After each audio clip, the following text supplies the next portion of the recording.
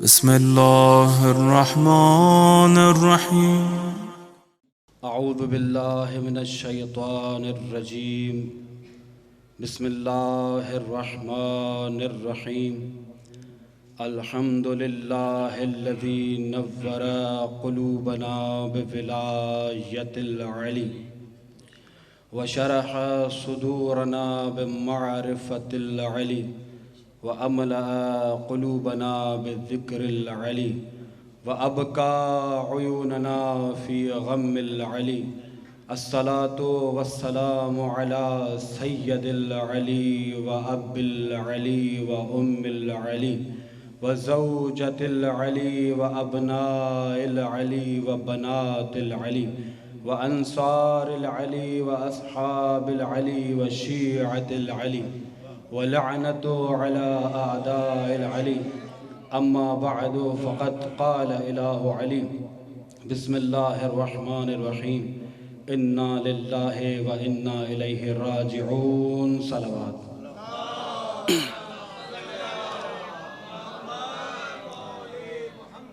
عزیزان محترم، سامعین حضرات، عزاداران و ماتمداران مظلوم کربلا، پرساداران جناب فاطمۃ الزہرا سلام اللہ علیہا، چونکہ یہ مجلس ایصال ثواب کی مجلس ہے تو ان مجلسوں کے لیے بہترین آیت جو میں نے آپ کے سامنے تلاوت کرنے کا شرف حاصل کیا، انا للہ، یعنی ہم اللہ کی طرف سے ہیں، وَإِنَّا إِلَيْهِ رَاجِعُونَ، اور اسی کی طرف واپس جائیں گے. تو واپس جانے کے لیے آئے تو ہیں، لیکن واپس جانے کے لیے کچھ چیزیں ضروری ہوں گی. بندہ وہاں پہ جا رہا ہے تو کس مقصد کے لیے یہاں پہ آیا تھا، کیوں آیا تھا، کیا کرنے آیا تھا، اور وہاں جائے گا تو کیا جا کر کرے گا. اس ضمن میں گفتگو رہے گی. آپ اگر آمادہ ہیں تو مل کے بآواز بلند صلوات تلاوت فرمائیں.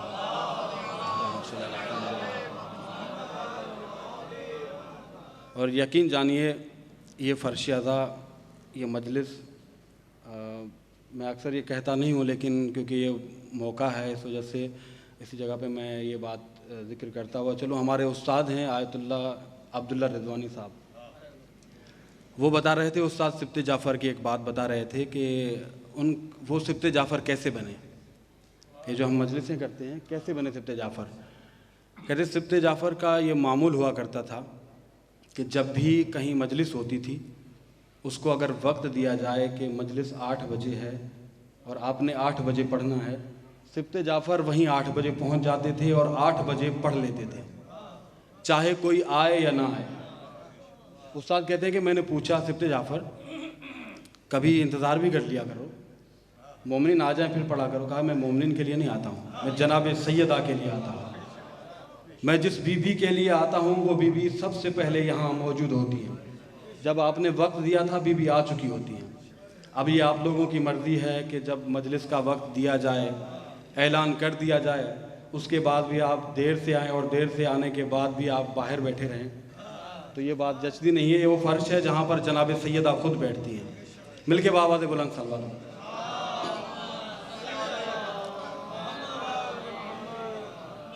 میں عرض کر رہا تھا کہ ہم خدا کی طرف سے آئے ہیں اور خدا کی طرف ہی جائیں گے.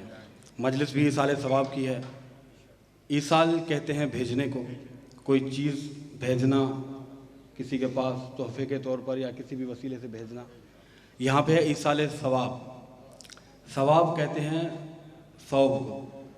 ثوب کا مطلب ہے کپڑا، ثواب کپڑوں کی جمع ہے. اب مجلس ایصال ثواب کی ہے. یہاں پہ ذکر ہو رہا ہے مولا کا. ہم یہاں پہ مجلس میں فضائل سن رہے ہیں، مصائب سن رہے ہیں.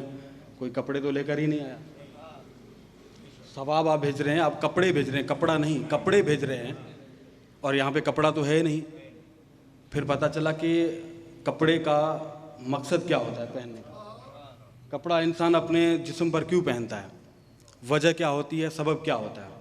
بھئی یہ کپڑا سب سے پہلا یہ کام ہے کپڑے کا کہ اگر جسم پر آ جائے تو انسان کی زینت بڑھا دیتا ہے. اس کے بعد پھر انسان کے جسم میں جو عیب ہوتے ہیں وہ عیب ڈھک دیتا ہے. اور اس کے ساتھ ساتھ اگر کپڑا سفید ہو، اچھا کپڑا ہو، اچھے درزی نے سلا ہو، اچھی کوالٹی کا ہو تو عزت زیادہ ملتی ہے۔ پھٹا ہوا کپڑا ہو تو بڑے آدمیوں میں نہیں بیٹھ سکتا۔ اچھا کپڑا ہے، اچھی سلائی ہے، استری لگی ہوئی ہے تو اچھے آدمیوں کے ساتھ بیٹھ سکتا ہے۔ اب ایصال ثواب ہے، یہ ہمارے اور آپ کے بس میں ہے کہ یہ ثواب ہم کس طرح کا بھیجتے ہیں۔ یہ کپڑے جو قبر میں بھیجے جا رہے ہیں، یہ جو مرحومین کے لیے بھیجے جا رہے ہیں، یہ کپڑے کس طرح کے ہیں؟ آیا ایسے کپڑے بھیجے جا رہے ہیں کہ اس کی روح ایلین کے ساتھ محشور ہو، اس کو جوار معصومین نصیب ہو، یا ایسے کپڑے ہیں کہ معصومین سے دور دور رہے؟ ثواب کی بھی ایک خصوصیات ہوتی ہیں کہ کس قسم کا ثواب بھیج رہے ہیں۔ نماز کا ثواب بھیج رہے ہیں، وہ نماز تو پہلے ہی پڑھ کے گیا ہے۔ اگر روزے کا ثواب بھیج رہے ہیں، روزہ تو پہلے ہی اس نے رکھا تھا۔ اگر حج کا ثواب بھیج رہے ہیں، وہ تو کر کے گیا، وہ تو خدا کا اور اس کا معاملہ ہے، ہو سکتا ہے معاف بھی ہو جائے، اس کی ضرورت ہی نہیں ہے۔ وہ کون سی چیز ہے جو اس کو بھیجی جائے اور اس کو ملے بھی صحیح، اور ملنے کے بعد اس کی جو خامیاں ہیں وہ بھی چھپا دے اور اس کی جو زینت ہے وہ بھی بڑھا دے؟ تو ذکر علی سے بڑھ کر کوئی زینت نہیں، ذکر علی سے بڑھ کر کوئی بھی اچھا کپڑا نہیں جو اس کی زینت بھی بڑھا دے اور اس کے جو گناہوں کی خامیاں تھی، جو اس نے اعمال نہیں کیے تھے، وہ اعمال بھی بڑھا دے، اس کے وہ خامیاں بھی چھپا دے۔ تو یہ ذکر ہم وسیلہ بناتے ہیں، یہ خوش نصیب ہیں جن کے نام کی یہ مجلس رکھی گئی ہے۔ شاید علی اصغر نام تھا ان کا، ان کے نام کی مجلس رکھی گئی ہے، خادم حسین۔ خادم حسین، نام بھی خادم حسین، مولا حسین کی خدمت میں رہے، اور میں نے تصویر دیکھی تھی کہ وہ نقارے بجاتے تھے۔ یعنی مولا کا ایسا کام کرنا، یہ نقارے بجانا ہر کسی کے بس کی بات نہیں ہوتی ہے۔ ایسا بندہ ہوتا ہے کہ جو لشکر میں منتخب کیا گیا ہو، کہ جو لشکریوں کو جنگ کے یعنی دشمنوں کے آنے کی بھی خبر دے اور لشکر کے سردار کے آنے کی بھی خبر دے۔ یہ ایسے بندے، ایسے خادم تھے جو ماہ محرم آتے ہی دنیا والوں کو بتا دیتے تھے کہ یہ امام زمانہ کی آمد کا مہینہ ہے۔ ایسا مہینہ ہے جس مہینے میں ہمارے عزا خانوں میں امام زمانہ بھی آتے ہیں، جناب سیدہ بھی آتی ہیں، جناب رسول خدا بھی آتے ہیں، امیر المومنین بھی آتے ہیں، پنج تن آتے ہیں۔ ایسے خادم جو دنیا کو امام حسین کی طرف بلانے والے ہیں، اس کے ایصال سے دنیا میں دیکھیں، جب اس نے خدمت کی، غلامی کی، خلوص کے ساتھ خدمت کی، اللہ نے اس کو ایسا صلہ دیا کہ اسی مجلس کے ذریعے میں اس کو ثواب بھیجا جا رہا ہے۔ یہ مولا کی عطا ہے۔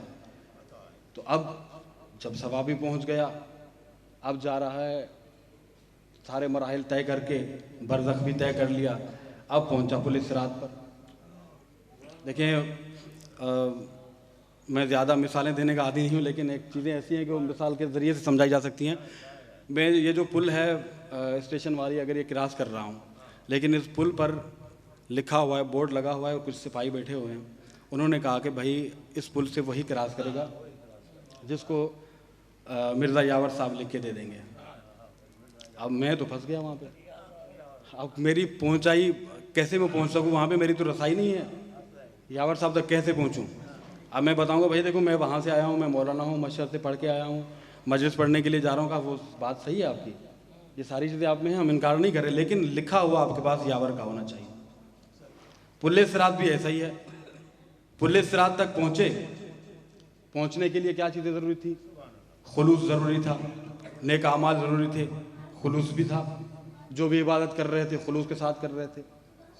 خلوص کی بھی ایک حدود ہوتی ہیں۔ ایک خلوص ہوتا ہے عمل کرنے سے پہلے، جس کو کہتے ہیں نیت کا خلوص، خلوص نیت میں ہونا چاہیے۔ پھر خلوص ہوتا ہے عمل کرتے ہوئے، مثلا میں نے نیت کر لی کہ میں مجلس پڑھنے کے لیے جا رہا ہوں، تو میں خاص جناب سیدہ کی خاطر پڑھنے جا رہا ہوں، چاہے میری کوئی تعریف کرے نہ کرے، کسی کو مجلس اچھی لگے نہ لگے، میں بی بی کے پاس پڑھنے جا رہا ہوں، بی بی کے لیے پڑھنے جا رہا ہوں، جناب سیدہ قبول کریں گے، یہ میرا خلوص نیت میں تھا۔ لیکن جب ممبر پہ پہنچا، آیا یہ خلوص باقی ہے یا نہیں؟ ممبر پہ بیٹھا، یار مجمع پتہ نہیں کیسا ہے، لوگ سنیں گے یا نہیں سنیں گے، میری مجلس کو کیسے داد دیں گے یا نہیں دیں گے، مسائل پڑھوں گا روئیں گے یا نہیں روئیں گے۔ اب یہاں پر اگر روئیں گے تو اب یہ ہو گیا میرے لیے، یہاں سے عمل کرتے ہوئے خلوص نکل گیا۔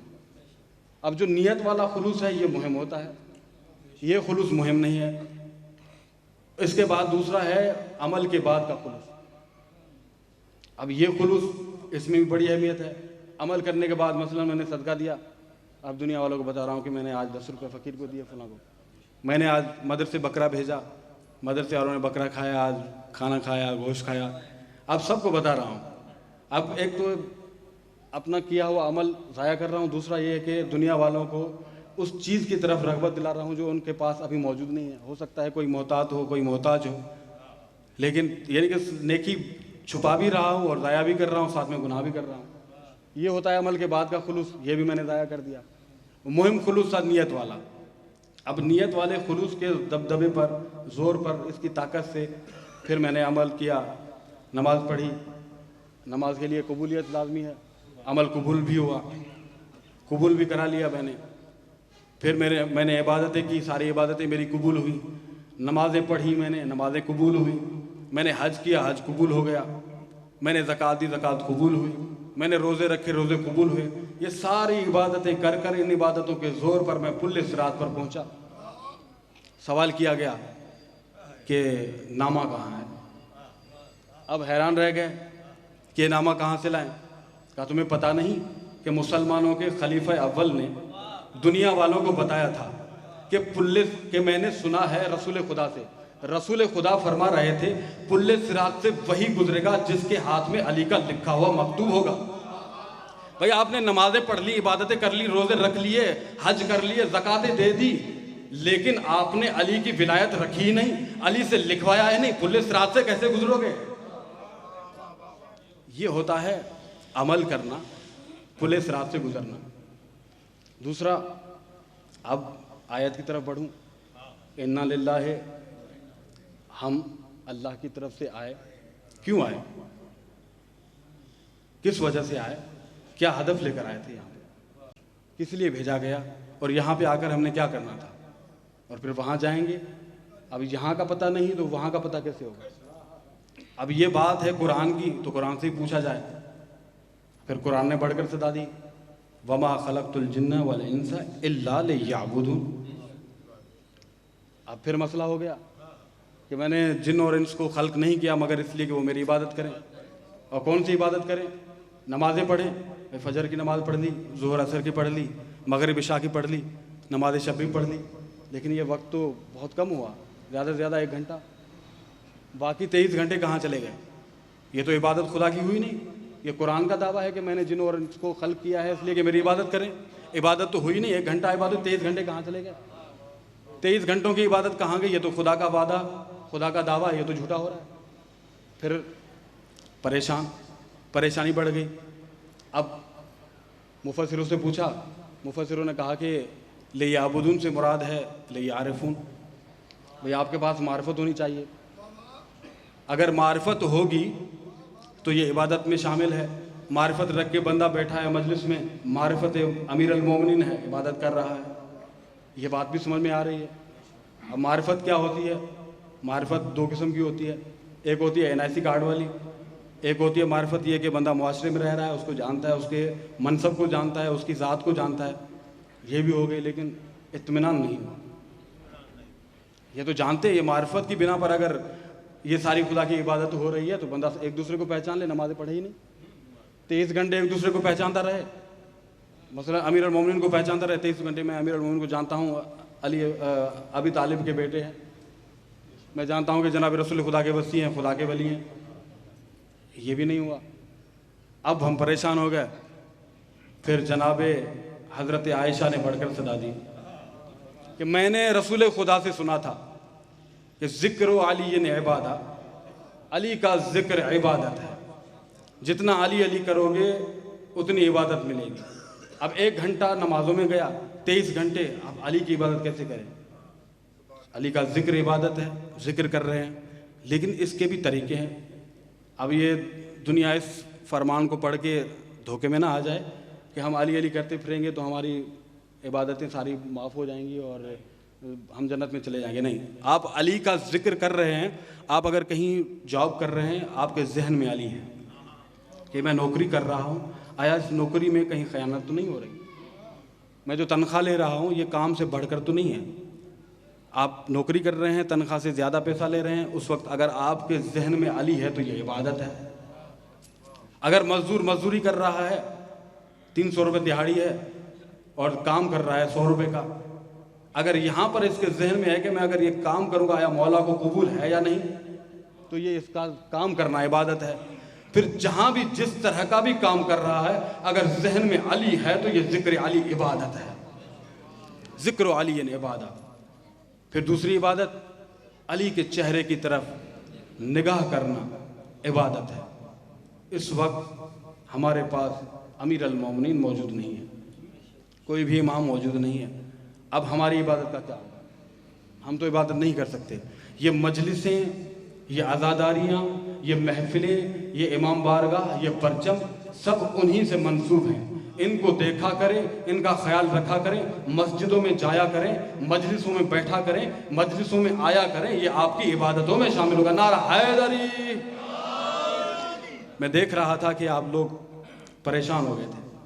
مجلس ایصال ثواب کی ہے، تو ثواب کی نیت سے ہی میں یہاں پہ حاضر ہوا ہوں، اور وقت کافی ہو چکا ہے کیونکہ میں جو وقت سن کر آیا تھا اس سے کہیں بڑھ چکا ہے، تو بہت کم وقت کے لیے یہاں پہ حاضر ہوں۔ اور انشاءاللہ موضوع ہے کہ ہم خدا کی طرف سے آئے ہیں، خدا کے پاس جائیں گے، لے کر کیا جائیں گے، یہاں پہ کرنے کیا آئے ہیں۔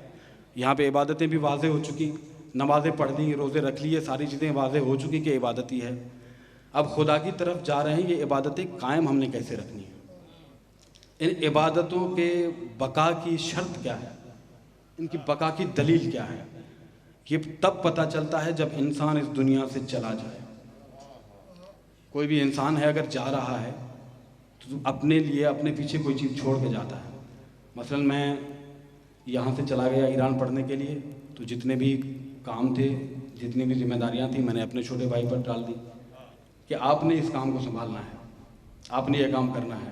اب یہ کام منسوب تو مجھ سے ہے، منسوب مجھ سے ہے، لیکن کام کر وہ رہا ہے، اس کی جزا بھی مجھے ملے گی، اس کی سزا بھی مجھے ملے گی، کیونکہ بنیاد میں رکھ کے گیا تھا، ذمہ داریاں میں دے کر گیا تھا۔ لوگ مجھ سے پوچھیں گے بھائی آپ نے یہ کام کیا تھا، آپ میں اتنی عقل نہیں تھی کہ ایسا ذمہ دار چھوڑ کر جاتے؟ کم سے کم اس کو کسان تھا تو کم سے کم زمینوں کا کام تو آتا ہوتا، اگر دکان چلا رہے ہیں تو کم سے کم دکان چلانے کا کام تو آتا ہوتا۔ اگر کسی چکی پر میں نے چھوڑ دیا، آٹے کی چکی پر، بھائی اس کو آٹے کی چکی چلانے نہیں آتی، آپ نے اسے چھوڑ دیا، ذمہ داریاں ساری مجھ پر آتی جائیں گی۔ اب بندہ یہاں سے دنیا سے جا رہا ہے، پتہ کیسے چلے کہ اس کے اعمال کی بقا بھی ہے، عمل اس کا باقی ہے، وہ جو پیچھے چھوڑ کے آئے کیسے پتہ چلے؟ یہ مجلسیں بتاتی ہیں، یہ عبادتیں بتاتی ہیں جو اس کے بعد اس کی اولاد انجام دیتی ہے یا اس کے اعضاء انجام دیتے ہیں۔ یہ مجلس جو آپ نے رکھی ہے یہ اس فقیر کے عمل کی بقا کی ضمانت ہے۔ یہ جو ساری زندگی اس نے وقف کر دی تھی، اخلاص کے ساتھ، خلوص کے ساتھ مولا کی طرف لوگوں کو بلاتا تھا، یہ اس کا عمل ابھی باقی ہے، اس کی دلیل ہے مجلس حسین۔ کتنا خوش نصیب ہے کہ اس کے لیے مجلس حسین رکھی گئی، اور وہ مجلس جس میں جناب سیدہ آتی ہیں، جس میں پنجتن آتے ہیں، ایسا ذکر نصیب ہوا آپ سے۔ مولا کے ایسے عام بندے نہیں، فقیر، یعنی فقیر، اس کا لقب فقیر ہو چکا ہے۔ فقیر کون فقیر ہے؟ امیر المومنین سے پوچھتے ہیں، ہمیں تو پتہ ہی نہیں فقیر کیا ہے۔ مولا مسجد کوفہ ہے، مسجد کوفہ کے صحن میں ایک ہاتھ زمین پر رکھ کے ایک ہاتھ آسمان کی طرف بلند کرتے ہیں، مولا یا مولا انت الغنی وانا الفقیر وهل يرحم الفقیر الا الغنی۔ مولا تو غنی ہے، میں فقیر ہوں۔ امیر المومنین، کائنات کا امیر، خدا نے پوری خدائی جس کے نام کر دی، وہ امیر مسجد کوفہ کے صحن میں بیٹھ کر رات کی تنہائیوں میں رو رو کر کہہ رہا ہے، مولا تو غنی ہے، میں فقیر ہوں، بھلا فقیر پر غنی کے سوا کون رحم کرے گا؟ فقیری مولا کو اتنی پسند ہے کہ مولا چاہتے ہیں کہ میں فقیر ہوں۔ مولا کے چاہنے والے خود کو فقیر، ایسا نہ سمجھیے گا کہ فقیر فقط وہ بندہ ہو سکتا ہے جس کے بال بڑے ہوں، ہاتھ میں کلاوا ہو اور مسجد کی طرف جاتا ہی نہ ہو، مجلس سے بہت دور ہو اور صرف عاشور میں نظر آئے، علم کے پاس بیٹھا رہے اور دنیا بھر میں مکتب امیر المومنین کو بدنام کرتا پھرے اور خود کو فقیر کہلاتا پھرے۔ فقیر تو یہ بندے تھے جنہوں نے وقف کر دی تھی اپنی زندگی کہ بیٹھنا ہے تو اللہ خانے میں بیٹھنا ہے، کام کرنا ہے تو صرف حسین کے لیے کرنا ہے، جینا بھی حسین کے لیے ہے تو مرنا بھی حسین کے لیے۔ آپ توجہ کر رہے ہیں نا؟ میں اسی طرح سے پڑھتا ہوں اور اسی طرح سے پڑھتا ہوں گا، آپ سنتے آئیے گا۔ فقیر ایسے ہوا کرتے ہیں، اس نے اپنی پوری زندگی وقف کی مولا کے لیے۔ اب ہماری ذمہ داری کیا ہے؟ ہم ان کو دیکھ کر درس کیا لے رہے ہیں؟ ہم مجلسوں میں آ تو رہے ہیں، کیا مجلسوں سے آپ اگر جتنے بندے آ رہے ہیں نا، اگر میں یہاں پہ 35 منٹ یا 40 منٹ مجلس پڑھ رہا ہوں، اگرچہ 5 منٹ، ہر بندے کا ایک 5-5 منٹ اگر کاؤنٹ کر لیا جائے کتنے گھنٹے بن جاتے ہیں؟ یہ سب کے سب منٹ، سب کے سب دقائق، سب کی سب ساعتیں میرے ذمہ ہیں۔ اس کا سوال مجھ سے کیا جائے گا کہ یہ بندے آپ کے انتظار میں بیٹھے تھے، آپ یہاں پر آئے، ان کو کیا سنا کر گئے، کیا بتا کر گئے؟ میں اگر یہاں پر آ کے خیبر اور خندق سنا کے جاؤں، وہ تو آپ کو سب کو یاد ہے، سب نے سنی ہوئی ہے، لیکن فریضہ کیا بنتا ہے؟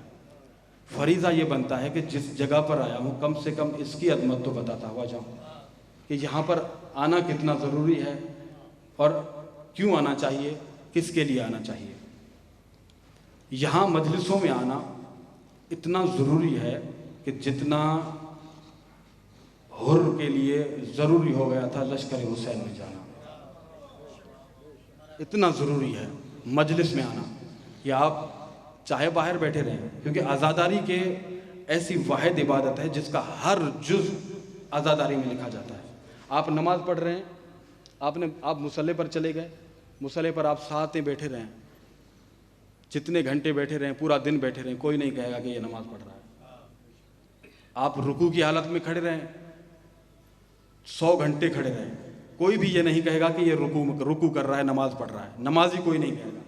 آپ قنوت کے لیے ہاتھ بلند کر کے کھڑے ہو جائیں، 2 سال تک کھڑے رہیں، کوئی یہ نہیں کہے گا کہ یہ نمازی ہے، نماز پڑھ رہا ہے۔ آپ سجدے میں چلے جائیں، جتنی ساعتیں، جتنے دن، جتنے سال سجدہ کرتے رہیں، کوئی یہ نہیں کہے گا کہ یہ نماز پڑھ رہا ہے۔ آپ جو بھی عمل کر لیں، قیام کی حالت میں چلے جائیں، تشہد کی حالت میں بیٹھ جائیں، لیکن کوئی نہیں کہے گا۔ عزاداری واحد عبادت ہے، مجلس پڑھے تب بھی عزادار، مجلس سنے تب بھی عزادار، مجلس میں بیٹھا رہے تب بھی عزادار، سویا رہے تب بھی عزادار، باہر بیٹھا رہے تب بھی عزادار، جھاڑو دیتا رہے تب بھی عزادار، ماتم کرتا رہے تب بھی عزادار، سینہ زنی کرتا رہے تب بھی عزادار، نوحے پڑھتا رہے تب بھی عزادار، روتا رہے تب بھی عزادار، تبرک بناتا رہے تب بھی عزادار، تقسیم کرتا رہے تب بھی عزادار۔ ایسی عبادت ہے جس کا ہر جز عزاداری میں شامل ہے۔ اسی لیے مجلسوں میں آنا بہت ضروری ہے۔ مجلس میں آ کر یہ نہ سمجھیے، شرم محسوس نہ کیجیے، جب بھی مجلس میں آئیں آ کر بیٹھ جائیے، جہاں جگہ ملے بیٹھ جائیں، لیکن کبھی یہ نہ سمجھے کہ میں جا کر وہاں سامنے بیٹھوں گا تو عجیب لگے گا، بولنا پڑے گا، نعرے لگانا پڑے، نہ لگائیں، آپ بیٹھے رہیں، کیونکہ یہ وہ جگہ ہے۔ کیا پتہ کس کے پاس آ کر جناب امام زمانہ بیٹھ جائیں، کیا پتہ کون خوش نصیب ہے جس کے ساتھ جناب رسول خدا بیٹھ جائیں۔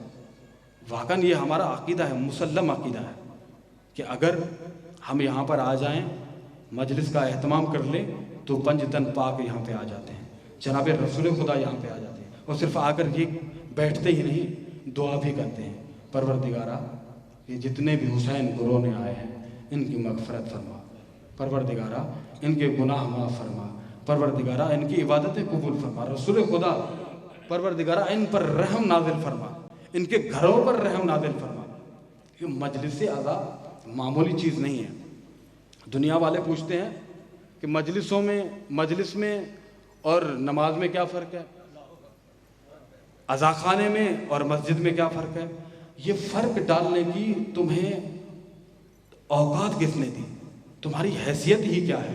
تم ہوتے کون ہو یہ فرق پوچھنے والے؟ آج تمہیں ہم بتاتے ہیں کہ مسجد میں اور عزا خانے میں فرق کیا ہے۔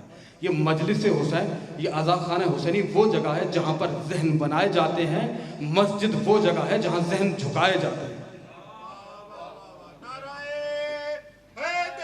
یا اللہ مولا سلامت رکھے آپ کو۔ مجلس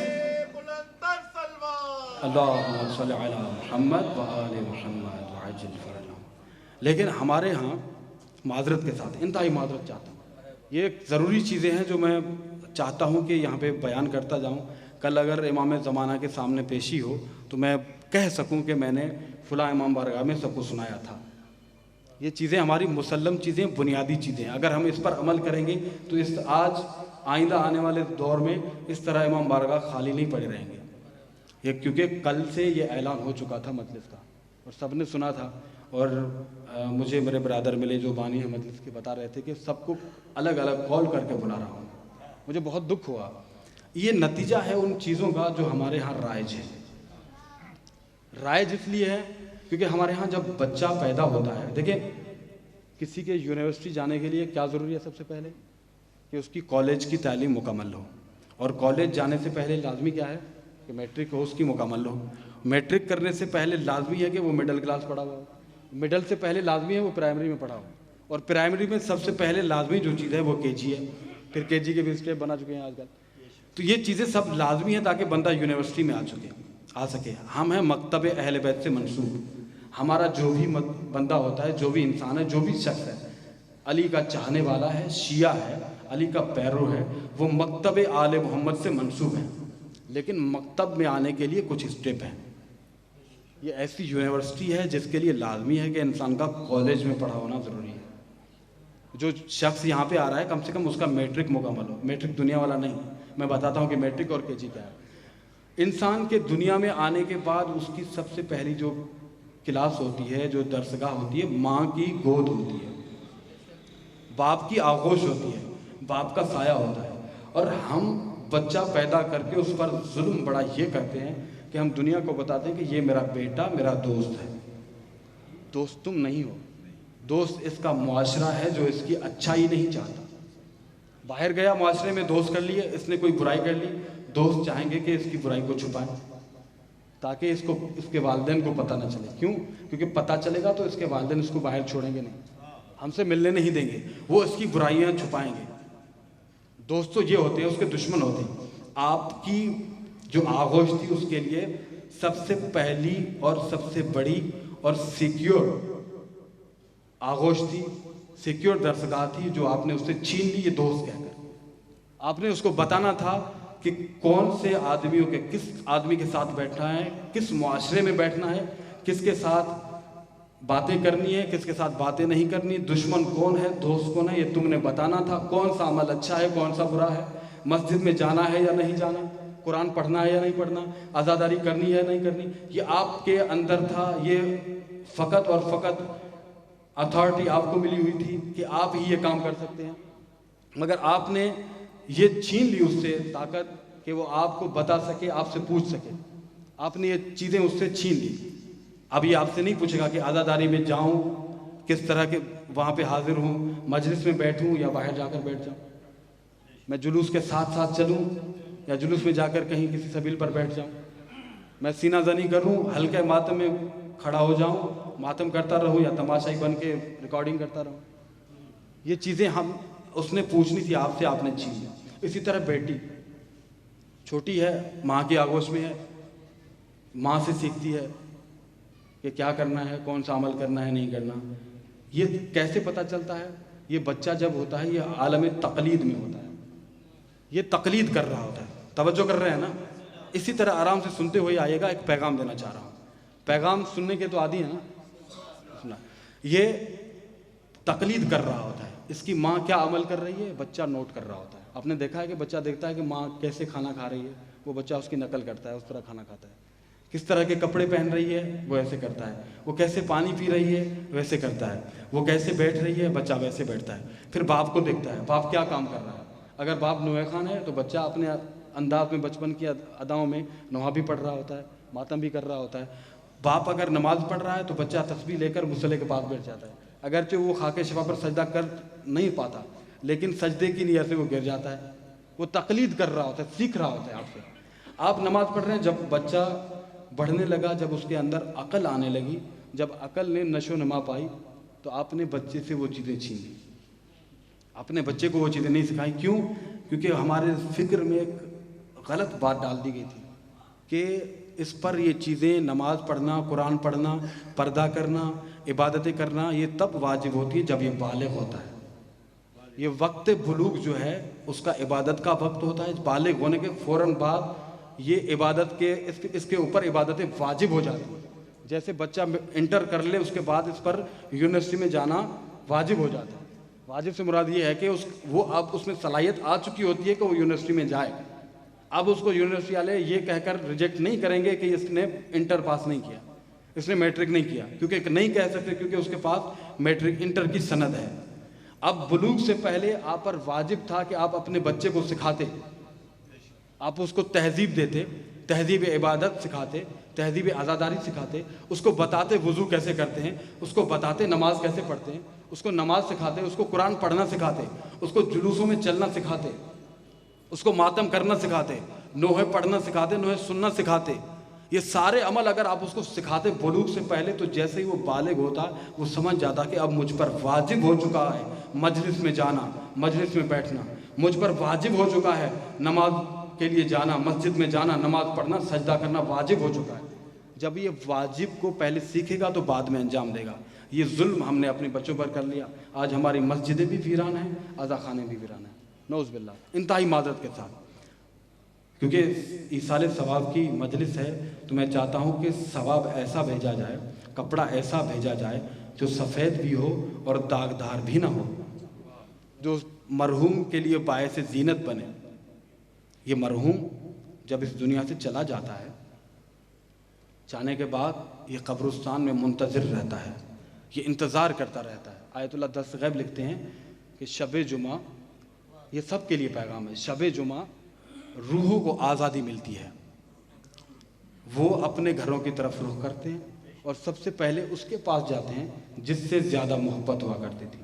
یہاں پر بات کو روک کے چیز یاد آ گئی ہے, چاہتا ہوں کہ بیان کرتا ہوا چلوں.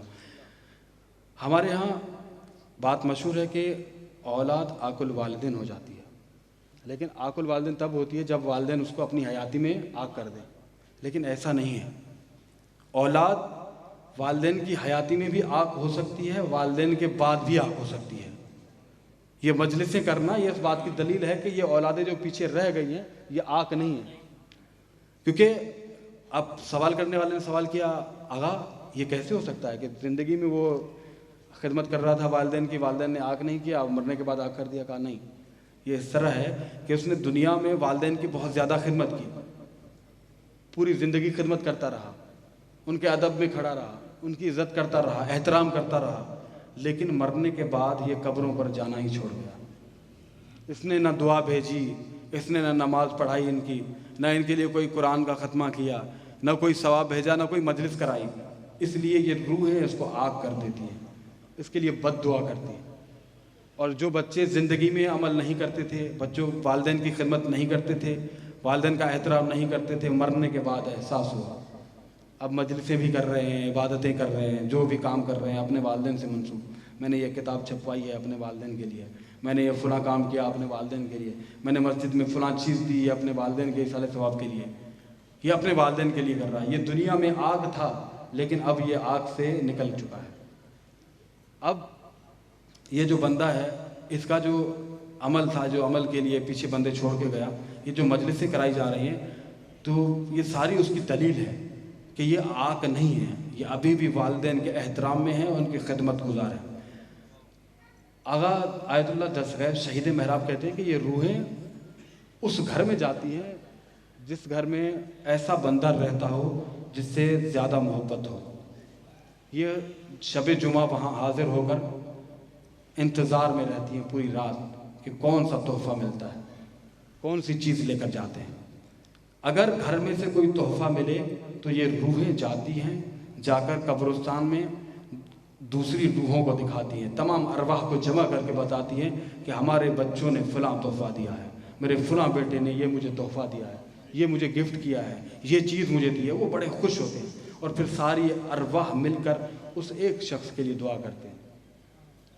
اگر اس طرح عمل نہ ہو, اس کے برعکس ہو, تو وہ روح آتی ہے پوری رات انتظار کرنے کے بعد, وہ روح جب جاتی ہے تو مایوسی کے عالم میں جاتی ہے, وہ اس دروازے سے روتی ہوئی جاتی ہے.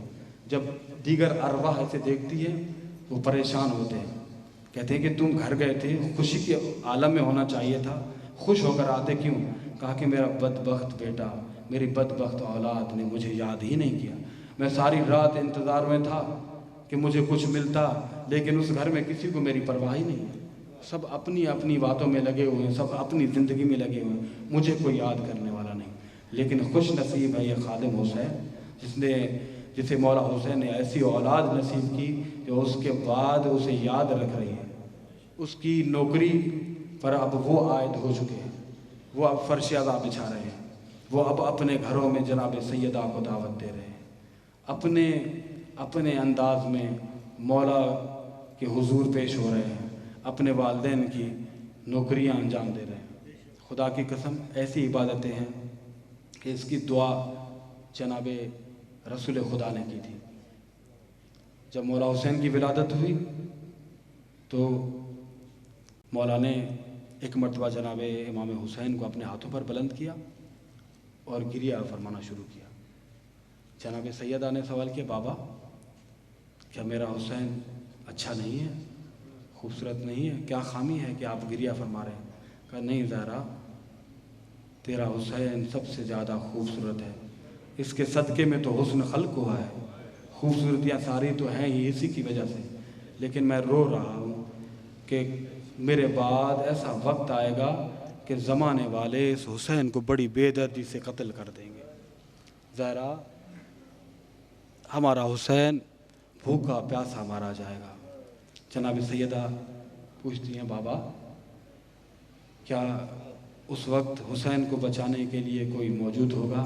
کہا نہیں زہرا، نہ میں رہوں گا، نہ علی رہے گا، نہ حسن رہے گا، نہ آپ رہیں گی، تو بابا میرے حسین کو کون روئے گا؟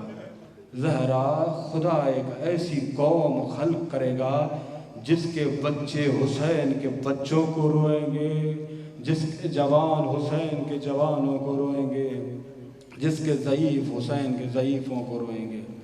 خدا نے ایسی قوم خلق کی، آج اس قوم کے بچے اس فرش عزا پر حاضر ہیں اور رو رو کر کہہ رہے ہیں، بی بی آئیے اپنے علی اصغر کا پرسہ لیجئے۔ اس کے جوان رو رہے ہیں، آقا زادی آئیے اپنے حسین کے اکبر کا پرسہ لیجئے۔ اس کے ضعیف رو رہے ہیں، بی بی آئیے اپنے 57 سال کے حسین کا پرسہ لیجئے کہ حسین اتنے ضعیف ہو چکے تھے کہ کبھی کس جگہ جھڑتے تھے، کبھی کہاں گرتے تھے، کبھی اکبر کو صدا دیتے تھے، کبھی عباس کو صدا دیتے تھے۔ ہاں زیادہ رو، بڑے خوش نصیب ہو جب اس عالم کو دیکھا نا کہ مولا حسین کربلا کی سرزمین پر کبھی گر رہے ہیں، کبھی اٹھ رہے ہیں۔ میر انیس کی نظر پڑی تو کہا کہ بے کسی کا شہ کی زمانہ رہ گیا، مجرئی مہمان پیاسا رہ گیا، مجرئی مہمان پیاسا رہ گیا، کہ سب ہوئے سیراب تجھ سے اے فرات، قافلہ یثرب کا پیاسا رہ گیا۔ ڈگمگا کر جب گرے گھوڑے سے شاہ، ڈگمگا کر جب گرے گھوڑے سے جا، کانپ کر عرش معلیٰ رہ گیا۔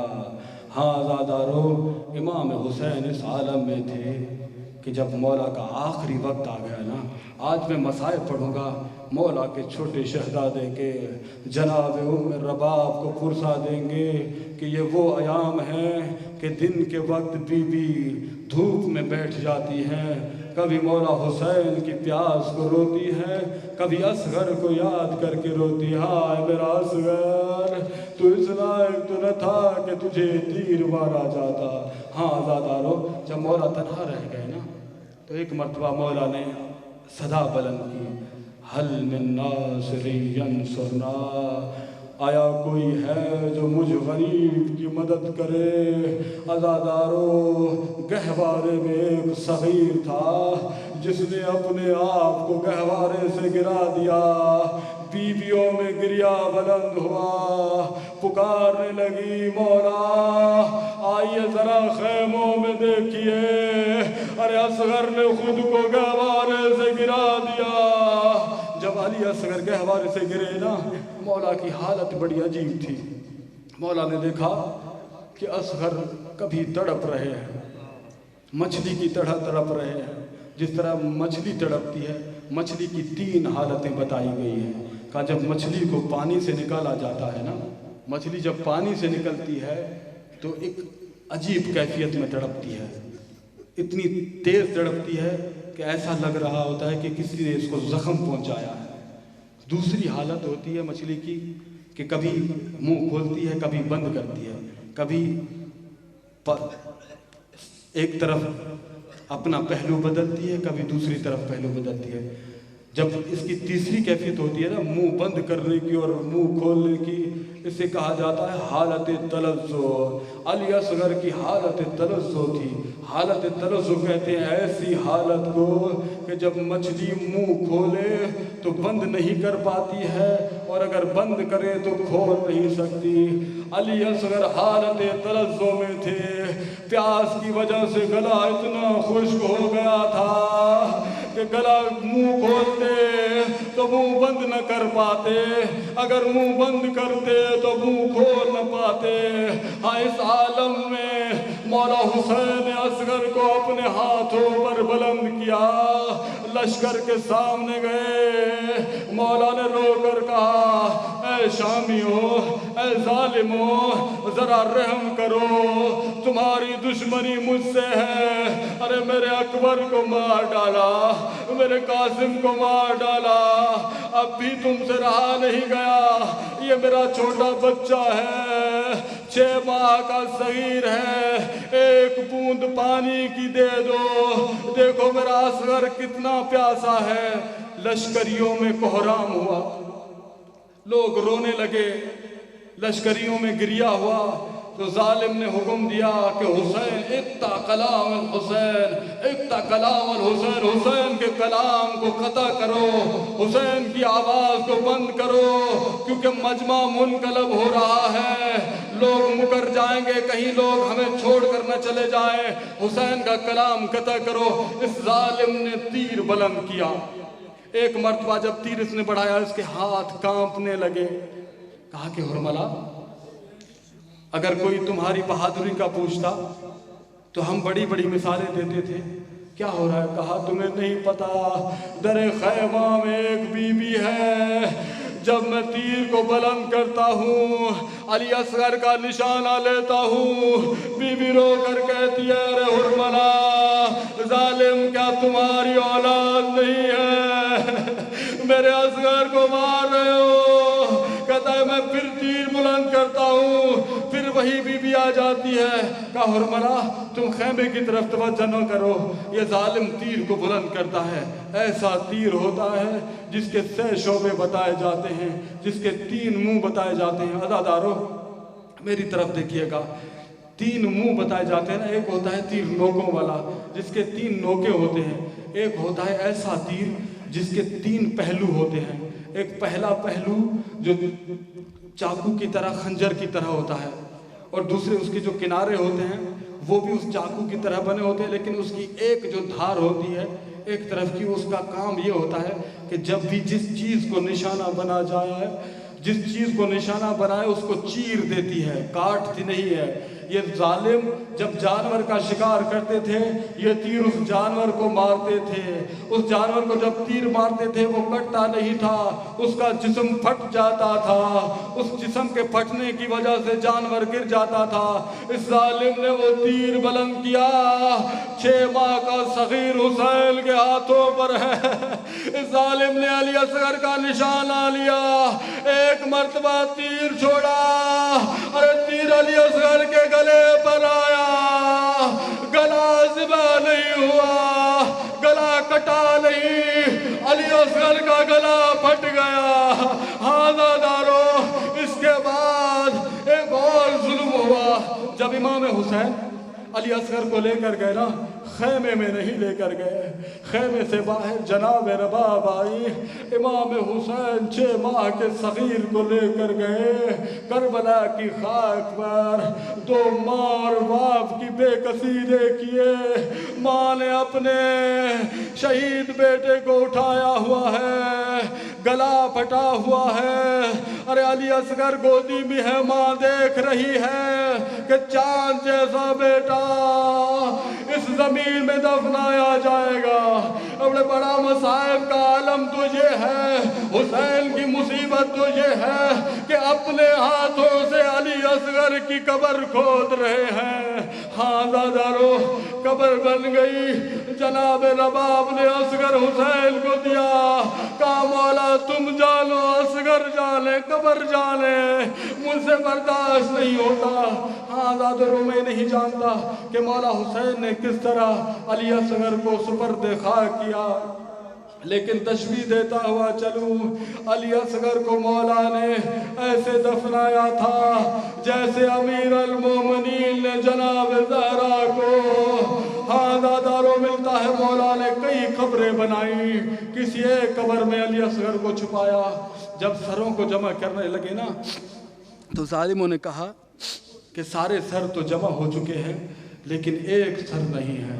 کہا کون سا سر؟ کہا جس کو 6 شعبہ تیر مارا گیا تھا, حسین کے صغیر کا سر کہاں ہے؟ ظالموں نے کہا پتہ نہیں. ایک نے کہا ہم نے دیکھا حسین خیام کے پیچھے قبریں کھود رہے تھے. کہا جاؤ نیزے لے کر جاؤ, نیزوں کے ساتھ علی اصغر کو ڈھونڈو. ظالموں نے نیزے بلند کیے, اس جگہ پر آئے جہاں مولا نے قبریں بنائی تھی. ہازادارو, ظالموں کے نیزے کربلا کی خاک میں آئے. ایک ایسا نیزہ تھا جو خاک میں گیا تو خالی تھا, مگر جب بلند ہوا اس میں علی اصغر. ہاں دادارو, نہیں سن سکو گے لیکن کیا کروں کہ علی اصغر جب نیزے سے باہر آئے نا, اس ظالم نے چاہا کہ علی اصغر کا سر جدا کرے. اس نے خنجر سے جدا نہیں کیا, اس نے خنجر سے جدا نہیں کیا, اس نے تلوار سے جدا نہیں کیا. ہاں دادارو, اصغر کے جسم کو پکڑا, ایک ہاتھ اصغر کی زلفوں میں ڈالا.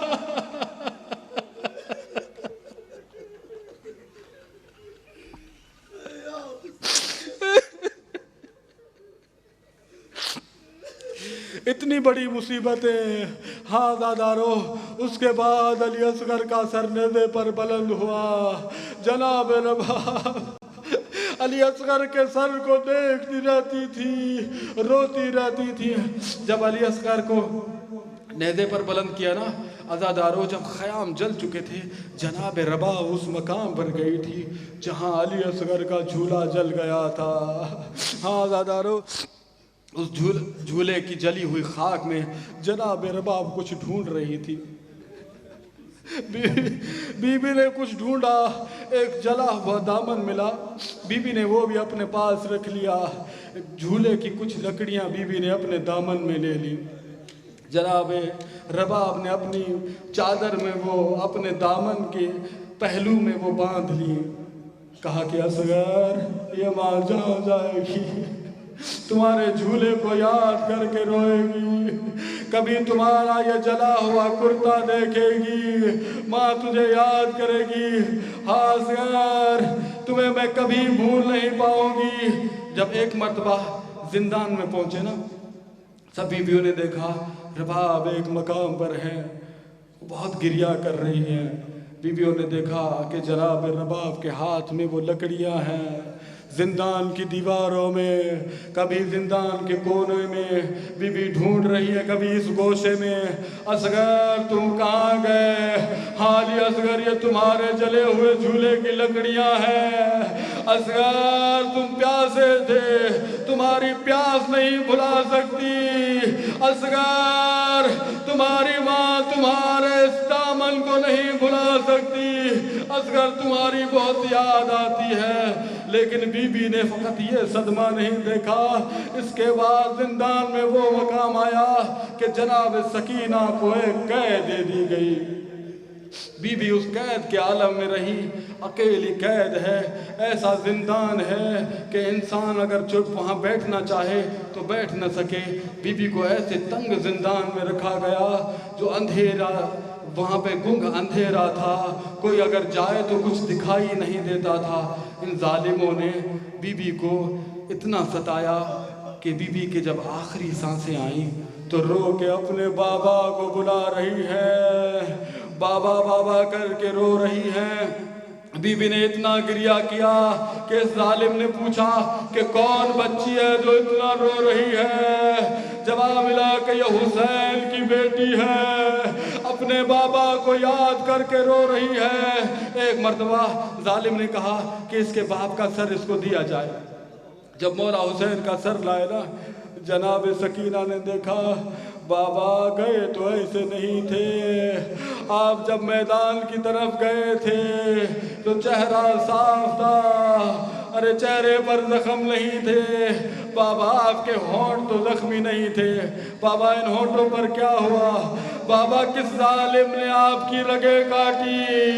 بی بی یہ بیان کر رہی تھی، ایک مرتبہ اپنے بابا کے سر کو گلے لگایا، جناب سجاد نے پڑھا انا للہ و انا الیہ راجعون۔ آپ بھی اماں ہماری سکینہ نہ رہی، اماں اب کی سکینہ نہ رہی۔ جناب رباب کو یہ صدمہ ملا، بی بی اس عالم میں رہی کہ بی بی جب بھی دن کو آتی تو دھوپ میں بیٹھ جاتی۔ جب عالم قید سے رہا ہو کر بی بی مدینے آئی نا، جناب رباب کو مولا سجاد نے کہا کہ بی بی میں امام ہو کر حکم دیتا ہوں کہ سائے میں آ جائیے۔ بی بی نے رو کر کہا مولا آپ امام ہیں، آپ کی اطاعت مجھ پر واجب ہے، مگر میں اپنے امام سے وعدہ کر کے آئی تھی کہ مولا حسین جب تک زندہ رہوں گی دھوپ میں بیٹھی رہوں گی، کبھی سائے میں نہ آؤں گی، کبھی ٹھنڈا پانی نہ پیوں گی۔ مولا نے بی بی کو اٹھایا، سائے میں لے کر آئے، بی بی کی روح پرواز ہو گئی، بی بی اصغر کو روتے روتے دنیا سے چلی گئی۔ الا لعنت اللہ علی القوم الظالمین وسیعلم الذین ظلموا ای منقلب ینقلبون۔ پروردگارہ ہماری اس قلیل سی عبادت کو اپنی بارگاہ میں قبول و مقبول فرما، اس مرحوم خادم حسین کے درجات بلند سے بلند فرما۔ پروردگارہ اس کی قبر پر اپنا نور، اپنی برکت، اپنی رحمت نازل فرما۔ پروردگارہ جس طرح یہ اپنی زندگی میں ذکر اہل بیت کرتے رہے، خدمت عزاداری کرتے رہے، پروردگارہ اسے قبر میں آل محمد کی خدمت عطا فرما۔ پروردگارہ اس مرحوم کو جوار آل محمد نصیب فرما۔ پروردگارہ تجھے واسطہ ہے محمد و آل محمد کی عزت و عظمت کا، ہماری اس عزاداری کو اپنی بارگاہ میں قبول فرما۔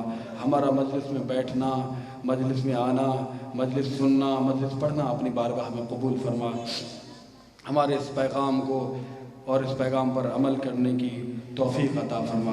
پروردگارہ ہمارے مومنین جو یہاں تشریف فرمائے ہیں، ان کے جتنے مرحومین ہیں ان کی قبروں میں نور آل محمد کی روشنی فرما۔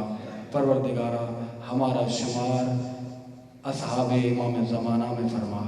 پروردگارہ ہم سب کی یہی دعا ہے، جناب سیدہ کی یہی تمنا ہے، بی بی زینب کی یہی تمنا ہے کہ ہمارا وارث آ کر ہماری قبروں سے ظالموں کے پہرے ہٹا دے۔